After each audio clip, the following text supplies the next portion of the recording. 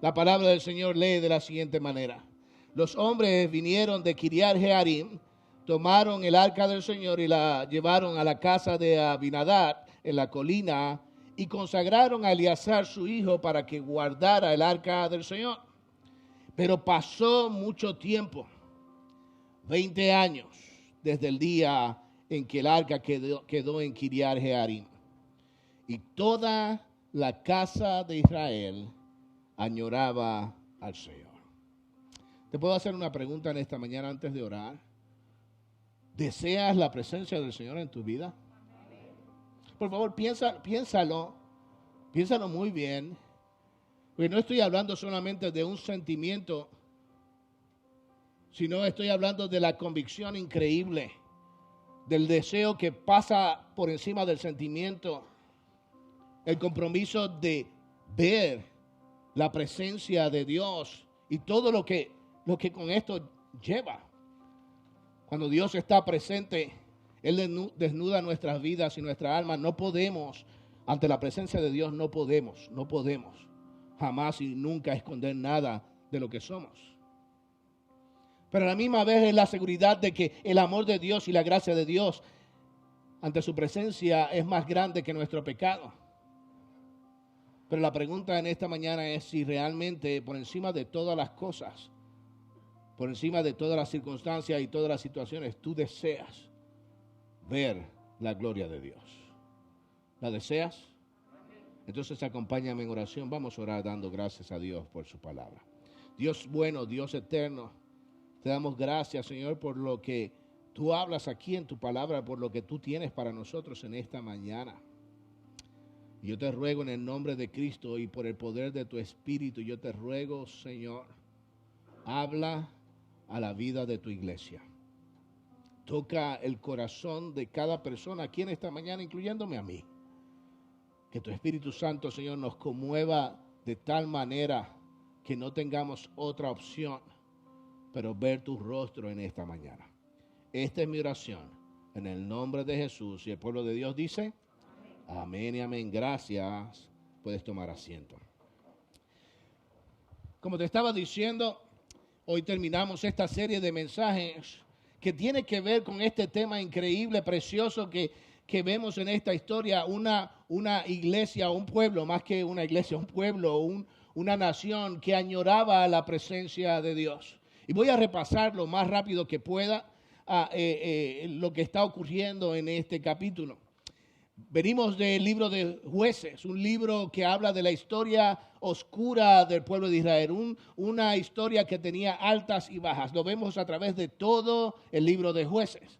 Vemos momentos donde el pueblo de Dios recibió a través de uno de los jueces la libertad para poder adorar, para poder dedicar sus vidas al Señor.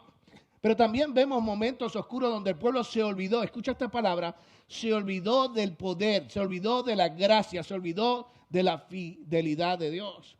Y cuando ellos se olvidaron de la fidelidad de Dios, y cuando se olvidaron del poder de Dios, cuando se olvidaron de la gracia y la misericordia de Dios, entonces Dios enviaba a pueblos opresores, a pueblos que venían y los dominaban y los empujaban a adorar a otros dioses. Y el pueblo de Dios cedía y el pueblo de Dios iba en pos de otros dioses.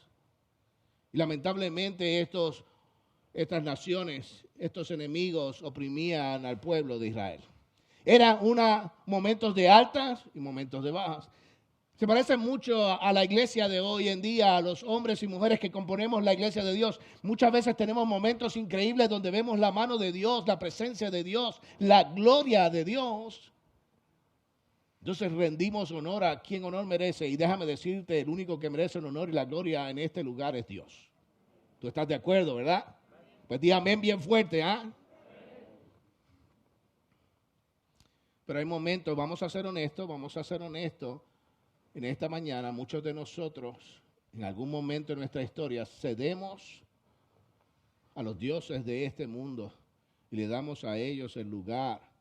Somos vencidos por los enemigos del mundo que nos empujan a adorar a otros dioses. Y aquí encontramos que en el libro de Samuel, en primera de Samuel capítulo 7, encontramos a Samuel. Samuel es la figura de Cristo, es un representante, un símbolo de Cristo Jesús. Él ejercía todas las funciones, ejercía el sacerdocio, ejercía la autoridad como juez y ejercía la labor de profeta. Él hablaba la palabra del Señor, él sacrificaba delante del pueblo para beneficio del pueblo de Israel. Y en este momento él era uno de los jueces de Israel, el último juez de Israel. Por favor, entiende, él es la figura de Cristo, él es el que representa, en teología le llamamos el prototipo de Cristo Jesús. Y Dios ha enviado a este Samuel para que libre nuevamente a Israel de la mano de sus enemigos.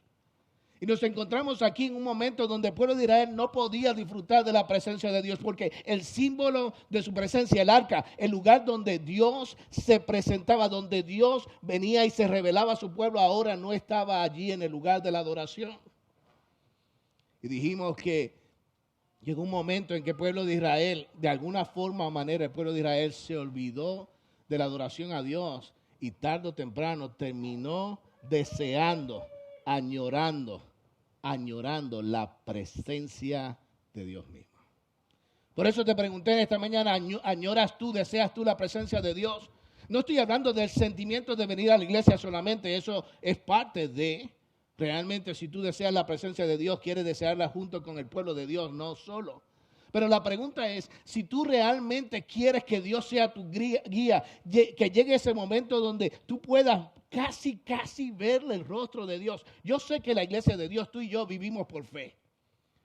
Nosotros estamos llamados no a ver a Dios necesariamente, estamos llamados a obedecerle a Él por la fe. Yo entiendo eso. Yo entiendo que ese es el mandato y la realidad de la iglesia. Tenemos que aprender a vivir por la fe. Pero te pregunto yo, hermano, en esta mañana, ¿quisieras tú?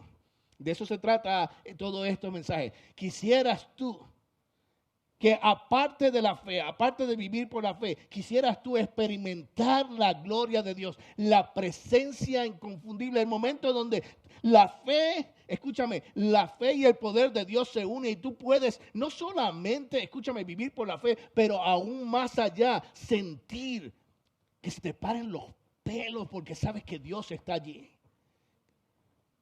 Que tú sepas con toda seguridad de que Dios, escúchame, Dios está. En este lugar Dios está. Dios está aquí, ¿sabías eso? Pero que fuera de solamente vivir por la fe, o entenderlo por la fe, o saberlo por la fe, que tú puedas estar convencido que todos tus sentidos están tan y tan sintonizados con la presencia de Dios, que no hay nadie que te pueda convencer de que Dios no está aquí. De eso se trata. Y para lograr esto, dice la palabra del Señor, o por lo menos a través de esta historia vimos, que hay varias cosas que tenemos que hacer. Lo primero que tenemos que hacer es derribar los altares a los ídolos que hemos levantado. Alcen la mano las personas que en algún momento en su vida han levantado altares a ídolos y no a Dios. Alcen la mano, déjenme verlo. Vamos a ahora, alcen la mano todos los que no levantaron la mano y mintieron. Alcen la mano. Vamos a ser honestos, hermanos. La verdad del caso es que todos nosotros, en algún momento en nuestra historia, en nuestra propia vida, quiero pensar que no ha sido intencionalmente, pero de alguna forma, manera, todos nosotros hemos levantado altares a otros ídolos. Lo hemos hecho. Y la Biblia nos enseña que si nosotros queremos sentir, estar convencidos de la presencia de Dios, experimentar la gloria de Dios, lo primero que tenemos que hacer es derribar los altares a esos ídolos. Y hablamos de que los ídolos no siempre son cosas malas. De hecho, lamentablemente muchas veces estos ídolos son cosas buenas en nuestra vida. Por ejemplo, hermanos, tu esposa se puede convertir en tu ídolo. Tu esposa es algo bueno. Dígame, te conviene que digas amén. Dilo. Si quieres salir vivo de este lugar, dilo. Tu esposa es algo bueno, ¿verdad? Amén. Amén. Se llama supervivencia, hermano, supervivencia. Pero tu esposa es algo bueno. Pero en el momento en que tú pongas a esa mujer en el lugar que le pertenece solamente a Dios, tú la estás convirtiendo en un ídolo. Tus hijos son buenos, hermano. Es una bendición. Los hijos son una bendición, hermanos. Especialmente cuando se van. Decía yo a los hermanos en Mallard Creek que ayer estábamos celebrando el cumpleaños de una de las nietas y tenían a todas las vecinitas de la misma edad gritando al mismo tiempo. Y yo le decía a mi esposa, qué gran bendición, de verdad es una bendición no tener que hacer esto en casa y ahora hacerlo en la casa de los hijos. Porque los hijos son una bendición cuando llegan y doble bendición cuando se van. Pero escúchame, los hijos son una bendición, pero vamos a ser honestos, podemos poner a nuestros hijos en el lugar que le pertenece solamente a Dios, y en ese momento estamos convirtiendo a nuestros hijos en nuestros ídolos. Y lo mismo podemos hacerlo con casi todas las cosas en nuestras vidas. Dios ha derramado bendición sobre nosotros, y a veces tomamos estas bendiciones y en lugar de ponerlas en el lugar correcto, en el lugar como herramientas para la gloria de Dios, la ponemos en el lugar que solamente le pertenece a Dios. Y dice la palabra del Señor, lo vimos en esta historia, que nosotros estamos, si queremos sentir la presencia de Dios, gozarnos de la presencia de Dios, disfrutar de la presencia de Dios, tenemos que derribar estos altares, tenemos que eliminar estos ídolos de nuestra vida y tiene que haber, escucha esta palabra, arrepentimiento público. El pueblo de Dios tuvo que públicamente presentarse delante del sacerdote y delante del pueblo y decir, hemos pecado en contra de Dios. Porque si vamos a sentir, disfrutar, experimentar la presencia de Dios, tiene que haber contrición del alma, arrepentimiento público delante de Dios. Admitir que hemos pecado delante de Dios. Pero no solamente tenemos que derribar a nuestros altares, a los ídolos, tenemos que derrotar a nuestros enemigos, enfrentar a nuestros enemigos. Y los enemigos no son estas ideas que nosotros hemos puesto en nuestras cabezas de personas que no nos caen bien. Esos no son nuestros enemigos. Nosotros hemos hecho a esa gente nuestro enemigo, pero no necesariamente esa persona es mi enemigo. Enemigo no es solamente aquella persona que me da miedo, porque esto puede estar también en mi cabeza. Enemigos, de acuerdo a la palabra del Señor, para el cristiano, es toda persona, toda filosofía, todo grupo social que te empuja a ti a adorar a otros dioses. Por eso yo he dicho y lo vuelvo a repetir que muchas veces nosotros tenemos a nuestro lado, escúchame mi hermano, tenemos a nuestro lado a personas, filosofías, grupos sociales que consideramos amigos, pero en realidad son nuestros enemigos. Porque si eso que está a mi lado, que yo atesoro, me empuja a adorar a otro Dios, me lleva a adorar a otro Dios, me lleva a poner a Dios en un segundo lugar, entonces, de acuerdo a la palabra del Señor, eso es enemigo de mi alma. ¿Ves? Las cosas cambian. Porque ahora, como muchas veces ha pasado, de acuerdo a las Escrituras, le llamamos a lo bueno malo y a lo malo bueno. Le llamamos amigos a nuestros enemigos y a nuestros enemigos le llamamos amigos. ¿Sabes por qué? Porque queremos cederle al mundo lo que le pertenece solamente a Dios. Y dice la palabra del Señor, aquí lo vimos en la historia de la semana pasada, que la única manera de vencer a nuestros enemigos es a través del poder de Dios. Dios solamente puede hacer la obra que tú y yo no podemos hacer. Dios puede hacer el milagro de derribar a nuestros enemigos, eliminar a nuestros enemigos. Eso no quiere decir que tú y yo no tenemos nada que hacer. De acuerdo a la palabra del Señor, lo vimos nuevamente la semana pasada. De acuerdo a la palabra del Señor, después que Dios hizo el milagro, el pueblo de Israel tuvo que ir a terminar la obra. Porque hay una parte que solamente la puede hacer Dios, pero hay una parte que es mi responsabilidad delante de Dios. Y ahora nos encontramos en este último mensaje. Hay un paso más que dar. Yo quiero que tú vayas ahora conmigo al versículo 12. Porque no sé si te parece extraño lo que yo vi en este pasaje, por lo menos me pareció que estaba en el lugar equivocado. Cuando uno lee esta historia, uno puede pensar, bueno, ¿por qué ponen esto aquí? Pero hay una importancia vital en lo que Samuel está haciendo. Versículo 12 de la palabra del Señor dice de la siguiente manera. Entonces Samuel tomó una piedra y la colocó entre Mizpa y Sen.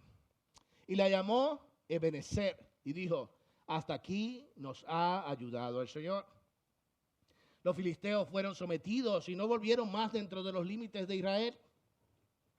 Y la mano del Señor estuvo contra los filisteos todos los días de Samuel. Las ciudades que los filisteos habían tomado de Israel fueron restituidas a Israel desde Cron hasta Gat.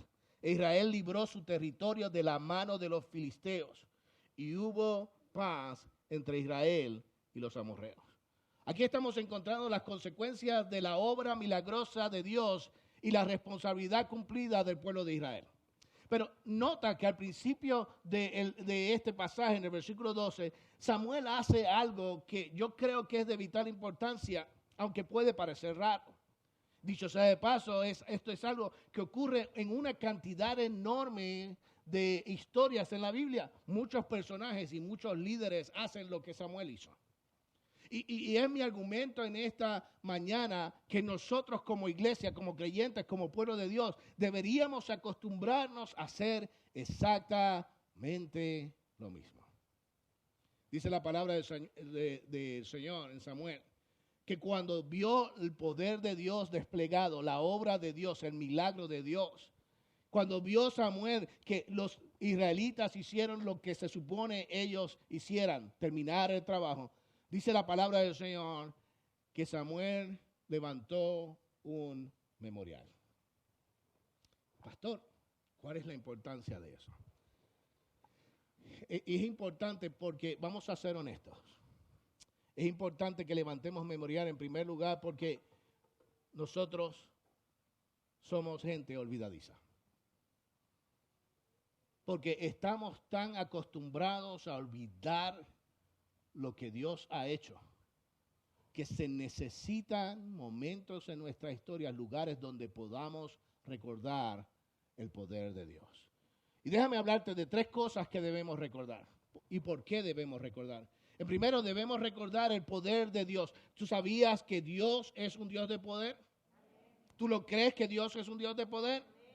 Pues Samuel está haciendo esto. Samuel está poniendo un grupo de piedras, un memorial, está construyendo un altar. No sé lo que hizo, no sé cuál fue la figura, pero lo que sé es que él puso eso en ese lugar para que el pueblo recordara que todo lo que ellos habían recibido, todo lo que ellos habían logrado, todo lo que ellos habían experimentado es porque Dios es un Dios de poder. Y yo creo que nosotros como iglesia debemos recordar que nuestro Dios es un Dios de poder. Y yo no sé, ay, no me puedo bajar. Yo no sé si tú entiendes esto, que no hay nada en este mundo tan grande, tan oscuro, tan enorme, tan profundo, tan horrible. No hay nada en este mundo que pueda vencer al Dios que nos ha llamado a nosotros, pueblo suyo. Que cuando las cosas se ponen feas, que cuando tu espalda está contra la pared, que cuando has perdido las fuerzas, cuando se levantan los gigantes, cuando pierdas las fuerzas y las ganas, escúchame, cuando pierdas las fuerzas y las ganas, cuando quieras renunciar, cuando se haga más fácil y más conveniente dejarlo todo, es necesario que tú y yo regresemos a ese lugar donde recordemos lo que Dios es capaz de hacer. Tu Dios es un Dios todopoderoso. Y permíteme hacerte una sugerencia en esta mañana. Permíteme sugerirte poner en una página de papel, en una libreta, escribir cada momento Cada momento en tu historia personal, en tu historia de tu familia, donde Dios ha desplegado su poder. Déjame decirte, Dios es todopoderoso y no te lo digo porque es un estribillo teológico. Te lo digo porque yo he experimentado la gracia, el poder de Dios. Porque cuando más débil he sido, Dios me ha levantado. Cuando mis rodillas han caído, Él no me ha abandonado. Cuando las fuerzas le he perdido, Él me ha dado de sus fuerzas. Cuando todo el mundo me ha dejado, Él nunca me ha dejado.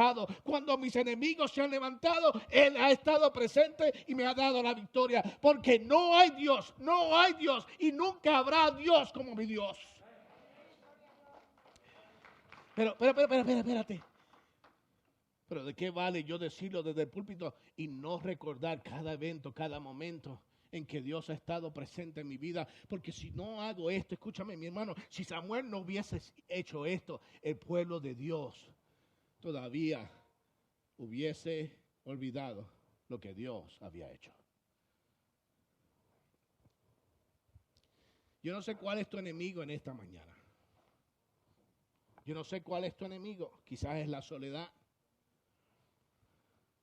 La soledad te está empujando a adorar a otros dioses. Quizás hoy en esta mañana una situación enorme en tu vida te está golpeando el corazón, el alma, al punto de que nubla tu visión y no puedes ver a Dios. Amor, a lo mejor la dejadez, la conveniencia, la comodidad te están ganando y te están venciendo.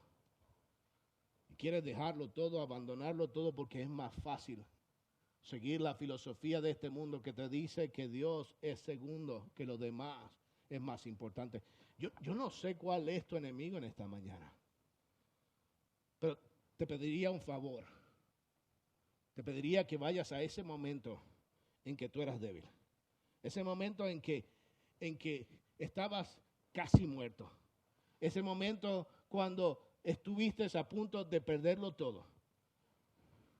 Ve a ese momento, recuerda esa historia en tu vida. Recuerda cómo Dios te rescató, cómo Dios te levantó, cómo Dios vino a tu rescate. Cómo Dios no te abandonó, cómo Dios te perdonó. Escúchame, cómo Dios te perdonó por gracia.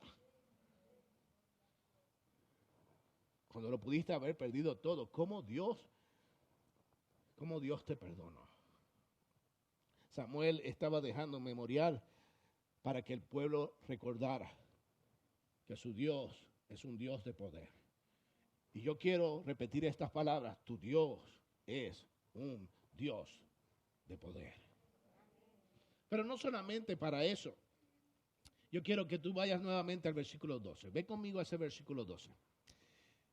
Vamos a desglosar algunas palabras que son importantes en este verso. Dice: entonces Samuel tomó una piedra y la colocó entre Mizpa y Sen, y la llamó Ebenezer. Ebenezer es una palabra hebrea que significa, y lo dice ahí el mismo verso, hasta aquí nos ha ayudado el Señor. Esa es la traducción que se le ha dado al español, pero realmente no representa todo lo que quiere decir y puede ser más malinterpretada. Podemos pensar que la palabra Ebenezer dice, bueno, Dios nos ha acompañado hasta este momento, de ahora en adelante nos toca caminar nosotros. Ya Dios hizo todo lo que tenía que hacer. Eso es lo que se puede deducir si tú escuchas las palabras en español, pero nuevamente esa traducción no le hace justicia a la palabra.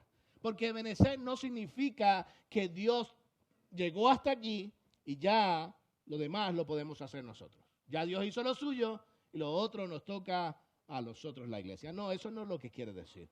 Hay algo que va en esa palabra que es mucho más poderoso y mucho más importante. La palabra Ebenezer significa, ok, ¿tú has visto a Dios obrando hasta aquí? ¿Lo has visto? ¿Ha sido Dios fiel? ¿Ha sido Dios bueno? ¿Ha extendido su misericordia? Si Dios ha hecho esto hasta este momento, imagínate lo que Él va a hacer de ahora hasta la eternidad. Dios, escucha esto, debemos recordar, no solamente que Dios es poderoso, debemos recordar que Él no ha terminado contigo. Que su fidelidad no se ha acabado. Que Dios, escúchame mi hermano, por favor, nota esto, recuerda esto, si hay algo que yo quiero que te lleves hoy a tu casa. Dios no ha terminado contigo. Tú quieres renunciar. Tú quieres salir. Tú quieres abandonarlo todo. Pero Dios no ha terminado contigo. Pastor, es que yo soy anciano, soy mayor. Ya hice todo lo que tenía que hacer. No, escúchame. Dios no ha terminado contigo. Pastor, es que estoy solo, estoy sola. No tengo nada que hacer, no tengo nada que dar. Escúchame, lo siento, no, tú no has entendido. La Biblia dice que Dios no ha terminado contigo. Si Dios ha sido fiel hasta este momento, imagínate lo que va a hacer contigo hasta la eternidad. Él no ha terminado contigo. Y si tú no lo crees, ve conmigo al versículo 15. El versículo 15 dice, Samuel juzgó a Israel todos los días de su vida. Pastor, eso no me dice nada de la fidelidad de Dios. Te dije que Samuel es un representante, una figura de Cristo Jesús. Es una figura importante en la historia de Israel, pero él representa a Cristo Jesús. Él es el que viene a guiar al pueblo. La palabra juzgar, muchas veces nosotros la vemos como algo malo. Él juzgó, la Biblia dice, no juzguéis los unos a los otros. Bueno, eso está más fuera de contexto, pero nosotros tenemos una idea incorrecta de juzgar. Lo que la palabra está enseñando ahí es que en la guía del Señor, las instrucciones de Dios, el consejo de Dios, la protección de Dios, no terminó en el momento en que se terminó la batalla. Dios mantuvo a sus representantes guiándoles, guardándoles, ayudándoles, aconsejándoles, porque escúchame esto, Dios no ha terminado contigo. Y déjame decirte algo más precioso.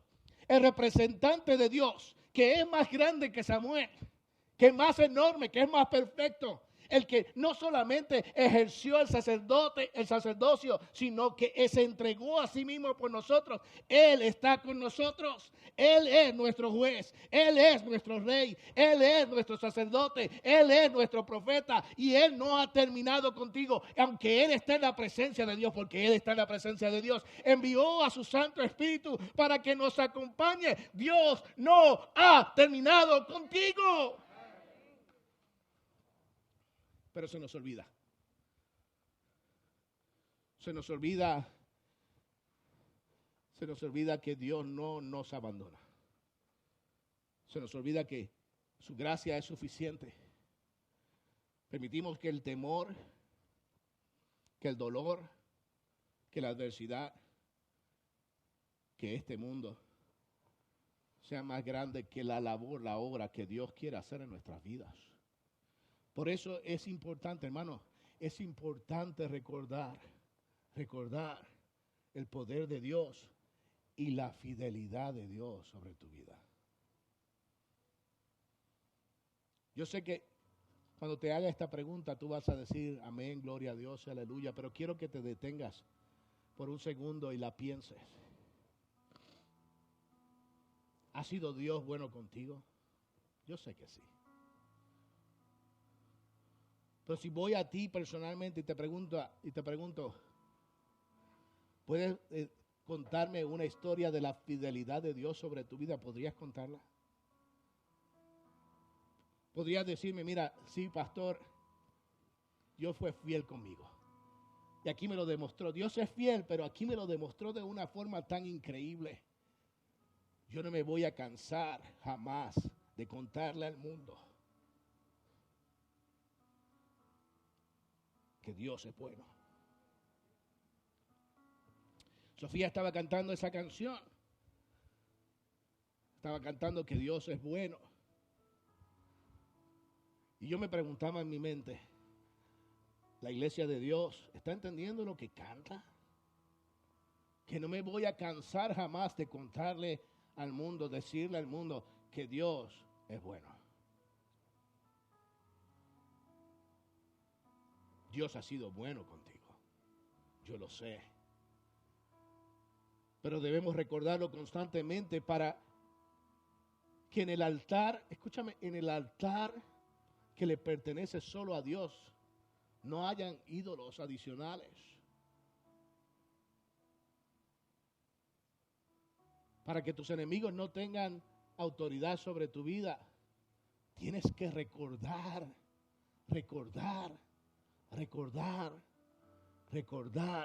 que Dios no ha terminado contigo, que su fidelidad es para siempre. Déjame terminar diciendo algo más. Déjame hablarle a los padres en esta mañana. Déjame acordarte, ¿cuántos padres hay? Alcen la mano todos los que tienen hijos. Yo quiero que tú vayas por un segundo conmigo al capítulo 8, el siguiente capítulo, versículo 1. Voy a leerte este pasaje, te voy a dar la historia para que tú entiendas de lo que te voy a hablar. Aconteció que cuando Samuel envejeció, puso a sus hijos por jueces sobre Israel. Yo no sé si tú conoces la historia de Samuel. Samuel viene de una mamá, una mujer que no podía tener hijos. Ella se presentó en el templo una tarde a orar delante del Señor y derramar su corazón porque ella deseaba tener un hijo. Y le dijo a Dios: Señor, si tú me das un hijo, yo lo voy a dedicar a tu servicio para siempre. Yo no sé si te había dicho que Dios es todopoderoso.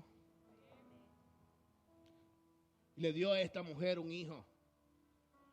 Este es Samuel. Y ella, cumpliendo su promesa, lo llevó al templo para que sirviera a Dios desde su niñez. Y Dios lo llamó. El sacerdote en aquel tiempo era un hombre llamado Elí. Un hombre bueno, un sacerdote bueno. Y tenía 2 hijos que también ejercían el sacerdocio porque esa era parte de la costumbre en aquel tiempo. Pero dice la palabra del Señor que estos 2 hijos no hicieron la voluntad del Señor, no siguieron la voluntad del Señor. Y Dios no solamente, escúchame, no solamente juzgó a estos 2 muchachos, juzgó al padre, juzgó a Elí. Ahora encontramos la misma historia que se repite. Samuel tiene 2 hijos y los pone como jueces sobre Israel. Y si tú lees la historia en el capítulo 8 te vas a dar cuenta que pasa exactamente lo mismo. Los hijos hicieron lo malo ante la presencia del Señor. Pero la diferencia es que ahora Dios no juzga a Samuel de la misma forma que juzgó a Elí. Y yo me pregunto, ¿por qué es esto? ¿Por qué Elí lo castigó y lo juzgó y a Samuel no? Y tengo que regresar a este momento en el capítulo anterior, donde Samuel ubicó esta piedra, este memorial, representando su deseo de que las próximas generaciones supieran lo que ocurrió en ese lugar. Esa responsabilidad que él tuvo y cumplió de dejarle a la próxima generación la verdad de su palabra. Escúchame, nosotros, déjame hablar a los padres, nosotros no somos responsables de las decisiones malas que toman nuestros hijos. No, escúchame, lo voy a repetir, nosotros no somos responsables de las decisiones malas que toman nuestros hijos. Pero sí somos responsables, escúchame, sí somos responsables de darle a nuestros hijos mientras estén en nuestra casa la verdad de la historia de un Dios de todo poder, de un Dios que es fiel. Enseñarle a nuestros hijos que no hay Dios como nuestro Dios. Lo que ellos hagan con esa información es responsabilidad de ellos. Pero mientras yo sea padre, yo tengo la responsabilidad de enseñarles, de contarles, de decirle a mis hijos: recuerda lo que Dios ha hecho, recuerda cómo Dios ha sido fiel, recuerda la grandeza de este Dios, recuerda que no hay Dios como nuestro Dios. Y no solamente nosotros hemos olvidado el poder y la fidelidad de Dios. Nos hemos olvidado de contarle a nuestros hijos las historias de un Dios que no abandona. Nos hemos olvidado de contarle a nuestros hijos del sacrificio que su Hijo Jesucristo hizo en la cruz del Calvario. Nos hemos olvidado. Hemos cedido este derecho a las universidades, hemos cedido este derecho a las escuelas, hemos cedido este derecho a otras personas y otras filosofías, porque, escúchame, hay 2 tipos de padres. Y si soy fuerte, perdóname, Pero hay dos tipos de padres. Está el padre que tiene miedo de perder al hijo. Tiene miedo de perder al hijo y se convierte en su amigo y le cede al mundo el derecho de decirle y contarle las historias de la humanidad. Y está el hombre que es totalmente, escúchame, totalmente imperfecto, pero prefiere cometer el error de contarle toda la verdad de Jesucristo a su hijo, aunque se pierda. Yo prefiero ser el segundo. Yo prefiero ser fuerte con mis hijos y que me odien, pero que nunca olviden que Dios es fiel y es verdadero. Porque al final del día, yo voy a pasar a la eternidad y mi hijo va a pasar a la eternidad, pero la única diferencia es no es y jamás será si yo fui buen amigo de mi hijo. La diferencia será si él tiene a Cristo en su corazón o lo tiene. Samuel levantó un memorial. Las generaciones próximas lo vieron. Lo que hicieron con esta información no es culpa de Samuel. Dios no juzgó a Samuel por esto, porque él fue fiel, recordando la verdad de la historia del poder de Dios y su fidelidad. Nuevamente, ¿es Dios todopoderoso? Claro que sí. ¿Es Dios fiel? Claro que sí. Eso no hay duda. La pregunta es si tú lo vas a recordar. ¿Cómo quisiera tener la mesa del Señor en esta mañana? ¿Cómo hubiese querido tener pan, jugo de la vid y recordar el sacrificio de Cristo? ¿Sabes por qué está ese símbolo en nuestra iglesia? ¿Por qué Dios lo instituyó? Para que recordáramos de la grandeza del amor de Dios. No olvides, recuerda que Dios es todopoderoso y es fiel. Te pones de pie y me acompañas en oración. Dios eterno, Dios bueno, estamos delante de tu presencia otra vez. Y yo te ruego en el nombre de Cristo, yo te pido en el nombre del Señor, que tu palabra sea suficiente. Háblanos en esta mañana. Esta es mi oración en el nombre de Jesús. Amén y amén.